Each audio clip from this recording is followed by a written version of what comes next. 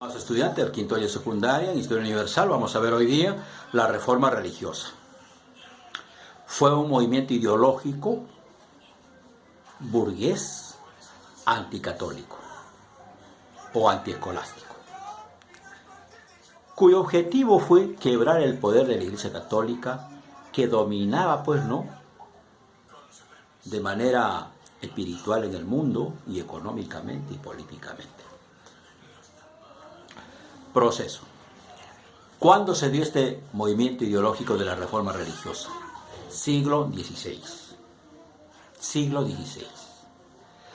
Se desarrolló entonces la reforma religiosa en el siglo XVI, ¿no? Los años 1520, 30, ¿no? ¿Por qué? Porque la burguesía en Europa estaba desarrollándose. Y entonces querían el control económico, político. Pero entonces el problema era la Iglesia, que no le permitía desarrollarse económicamente. Por eso entonces que la burguesía dice, ¿qué hacemos con la Iglesia? Tenemos que hacer algo. Hay que quebrar su poder espiritual, su poder económico, político que tiene, su autoridad que tiene. Eso hay que quebrarlo. Ese es el pensamiento de la burguesía, ¿no?, que estaba ocurriendo en el siglo XVI. Pues bien, la reforma religiosa se dio en varios países. El primer país donde se manifestó la reforma religiosa fue Alemania. En Alemania está surgiendo un líder llamado Martín Lutero. Este Martín Lutero era un agustino, era un religioso. Resulta que la Iglesia con el Papa le había dado a los agustinos el derecho de perdonar pecados cobrando dinero. O sea, la venta de indulgencias. Pero un día el Papa dijo, ya no van a cobrar ustedes las indulgencias, lo va a hacer otra orden.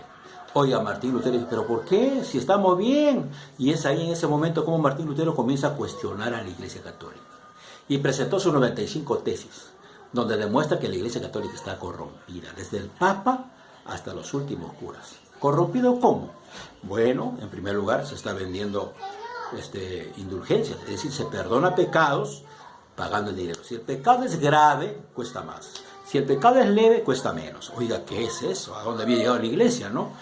Habían arzobispos que se habían encargado de vender, pues tenían sus negocios, tenían tabernas, habían obispos, dice, que vendían astillas de madera, diciendo que era de la cruz de Cristo, que entonces había que tenerlo en el recuerdo, y la gente compraba, ¿no? Creía en eso.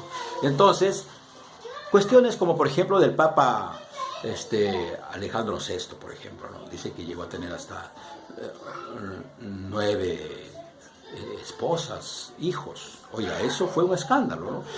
Se va a desmantelar todo lo que era la Iglesia en su corrupción con esta reforma religiosa. Entonces, el rey de Alemania, Carlos V, dijo, hay que escuchar a este Lutero, hay que capturarlo porque está desacreditando a la Iglesia. Y convocaron una dieta, la dieta de Worms, la dieta de Spira. Oiga, Martín Lutero no quiere ir al Congreso porque teme de que puede ser capturado y encarcelado. Pero sin embargo lo invitaron de que no pasaría eso y fue al Congreso, a la dieta de Worms. Ahí demostró de que la Iglesia estaba corrompida totalmente. Entonces se escapó a Sajonia y el rey Federico lo protegió, y es ahí donde va a traducir la Biblia a un lenguaje más sencillo, y él dijo, ¿no?, de que la religión no tiene que ser tan sofisticada, tiene que ser práctico, tenemos que tener una iglesia más práctica, además nacional para Alemania, porque tenemos que depender desde el Papa, desde Roma. No puede ser eso. Entonces el rey de Alemania lo está persiguiendo a Martín Lutero, pero luego comienza a tener seguidores. Estos protestaron porque no querían que las ideas de Martín Lutero pudieran crecer más. Tomás Müntzer fue más, digamos, de lucha campesina, levantó a los campesinos en Alemania para luchar contra la Iglesia.